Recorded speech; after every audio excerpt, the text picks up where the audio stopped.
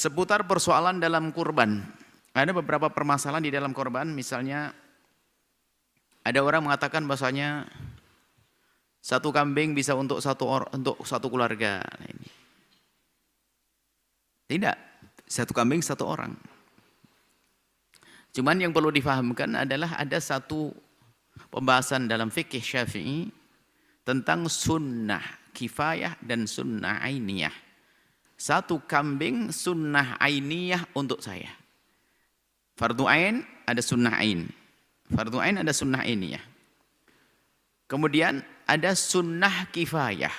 Gambarannya sederhana. Sunnah ainiyah itu begini. Kalau saya nyembelih kambing korban buat saya, kan perintah korban gini. Dianjurkan kita tuh korban setiap orang satu kambing. Minimalnya ya. Atau satu sapi boleh. Atau 7 orang 7 kambing, sekeluarga ada 7 orang, satu sapi. 7 orang, satu sapi. Oke. Berarti kalau demikian setiap orang bisa menjalankan sunnah ainiyah, orang per orang. Saya, istri, anak-anak, satu berarti semuanya sunnah ainiyah. Lalu sunnah kifayah bunyinya begini. Setelah saya nyembelih satu kambing, karena nggak ada lagi, saya tidak punya yang lainnya kecuali hanya satu kambing, maka saya telah menjalankan sunnah ainiyah. Cuma di situ ada juga dari keluarga itu dituntut, diminta. Jangan sampai keluarga itu nggak ada bersenang-senang. Jangan sampai di keluarga itu nggak ada yang tidak bergembira di hari itu. Maka dianjurkan menyembelih korban. Maka di sini adalah korban saya yang tadi saya lakukan sebagai sunnah ainiyah. Dia berlaku juga sebagai sunnah kifayah. Artinya jika ada salah satu yang sudah menjalankan korban, maka tuntutan atau permintaan kepada yang lainnya itu menjadi sudah gugur. Seperti fardu kifayah. Fardu kifayah itu dibebankan kepada semua kita itu harus nyolati jenazah tadi, mandikannya. Cuman kalau sudah ada beberapa orang yang melaksanakan, yang lain gugur. Tapi bukan berarti yang lain gugur lalu enggak dapat pahala kalau sholat, tidak. Tetap sholat bagi dia fardu kifayah, biarpun sudah ada yang melaksanakan sholat. Jadi tetap sholat kan yang lain. Biarpun misalnya, sholat jenazahnya sudah cukup, 10 orang sudah melaksanakan sholat. Berarti sudah terlaksana fardu kifayah. Yang lain bagaimana? Tetap saja dianjurkan, tetap saja bisa melakukan dan wajib kifayah bagi dia tetap. Begitu. Namanya fardu kifayah. Nah kalau sunnah kifayah tetap sunnah kifayah. Nah ini loh yang sering difahami orang. Sebagian orang menganggap misalnya satu kambing untuk satu keluarga. Oh enggak. Satu kambing untuk satu orang. Tapi sekaligus untuk menggugurkan sunnah kifayah. Jadi kalau sudah satu keluarga sudah menyembelih korban. Berarti apa? Ya sudah berarti untuk korban yang dibebankan kepada keluarga sudah gugur. Karena apa? Salah satu dari mereka sudah melaksanakan korban. Ini agar difahami bahasanya itu bukan satu korban. Satu kambing untuk satu keluarga, seperti itu. Ini kita jelaskan di sini.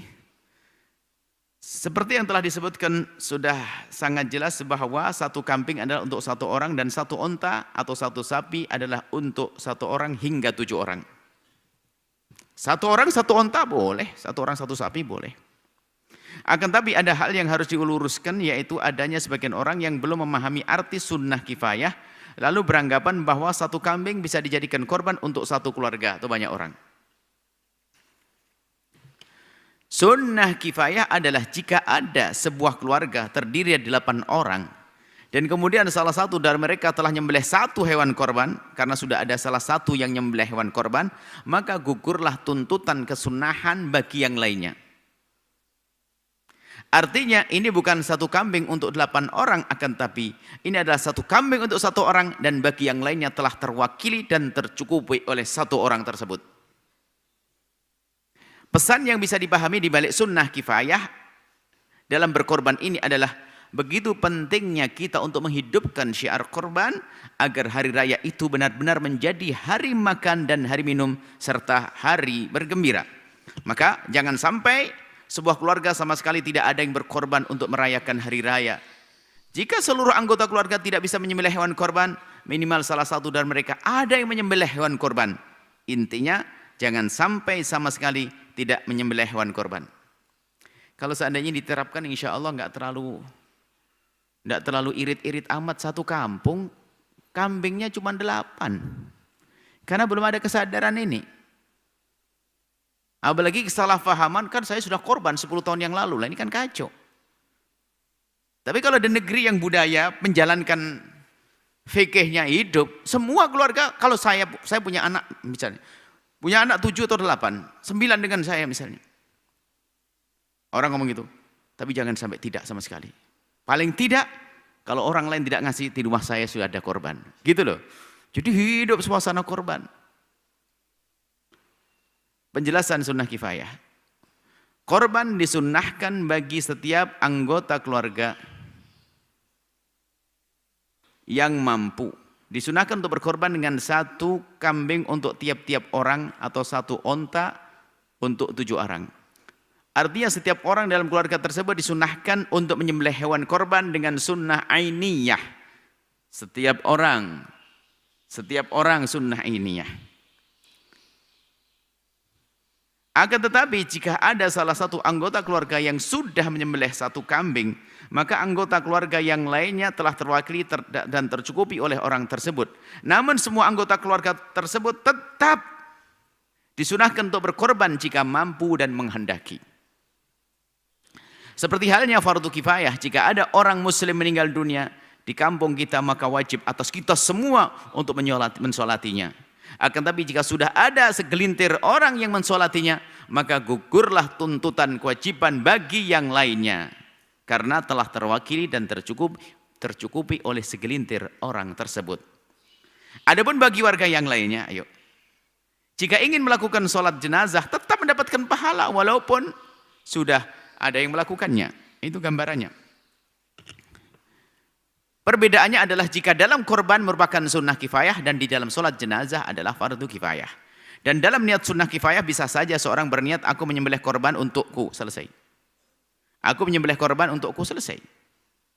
Maka dengan niat tersebut secara otomatis ia telah menjalankan sunnah ainiyah dan kifayah sekaligus, yang menggugurkan perintah korban untuk anggota keluarga yang lainnya. Sudah, nggak usah pakai begini. Kalau seandainya aku korban untukku, sudah selesai niatnya. Catatan, dalam hadis disebutkan bahwa Nabi SAW pernah menyembelih korban dan beliau berdoa untuk diri beliau, keluarga beliau, dan juga umat beliau. Allahumma taqabbal min Muhammadin wa ali Muhammadin wa min ummati Muhammadin. Ya Allah, terimalah ini korban dari Muhammad dan keluarga Muhammad. Wa min ummati Muhammad dan umat. Ini ada doa Nabi SAW. Ada orang yang mengira bahwa ini adalah korban dengan 1 kambing untuk banyak orang. Akan tapi ini adalah panjatan doa bagi Nabi, baginda Nabi saat menyembelih korban dengan membawa keluarga dan umat beliau, dengan harapan mendapatkan pahala dan kebaikan agar sampai kepada mereka. Enak bahasanya. Dengan harapan pahala dan kebaikan agar sampai kepada mereka. Bukan 1 kambing untuk baginda Nabi, keluarga dan umatnya, bukan. Ya, jadi seperti itu.